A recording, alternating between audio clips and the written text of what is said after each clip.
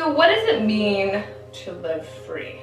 Yeah, I think freedom for me, just, growing up, watching my mom be a single mom and struggling, I always felt like freedom was having a very successful career. The concept of living free is very foreign to us, even though we live in America and we are the land of the free. We are tied to our job and our finances. People don't think it's possible, the majority of people in the population, but they were able to retire their husbands. They were able to call their shots. Sometimes I think in life you have to just step out of your comfort zone and say, if I want to have a life that I've dreamt of, I have to be someone that I've never been before. And to do that, you have to grow and stretch. And so if you're in a position today, you're doing the same things and you're comfortable, well, I can promise you comfort. Anything that you're in, if it's comfortable, it's not going to move you to your dreams and goals. I feel like there's parallel lines right now in the world that I think side hustle is the job security. But, and I've been there. I've been 12, 15-hour days, and you give up quality of life, and it's really hard. And it's like some days I question myself going, why am I doing this, right?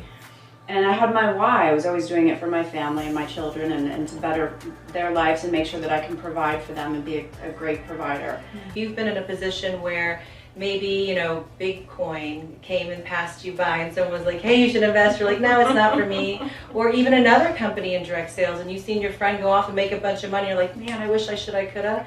These are those opportunities that if you've been praying, when God actually gives you something, you have to be ready to receive it. Yes. And you have to see it. And it's the craziest thing. It's like, you're like, oh my gosh, please bring me something. And then your girlfriend calls you and says, hey, I have an opportunity. You're like, no. You're like, right. How many times does that happen? Like, but really? People will pray for it. It comes to them. But it's not in the form of what they want. Right.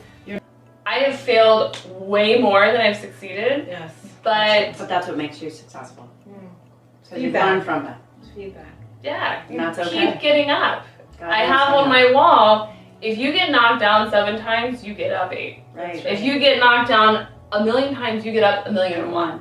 And that is just where it is. And the cool thing about this type of business is in your corporate job or whatever, if you screw up, you kind of usually, I don't know, I guess it's like 3 strikes and you're out. It's funny because we're human beings, and I know we all have this mindset, but that's what this business is. And if you're willing to grow and change your mindset, as well as giving yourself the ability to be able to be financially free and give yourself time, or allow yourself to have time, maybe you want to retire earlier, I don't know.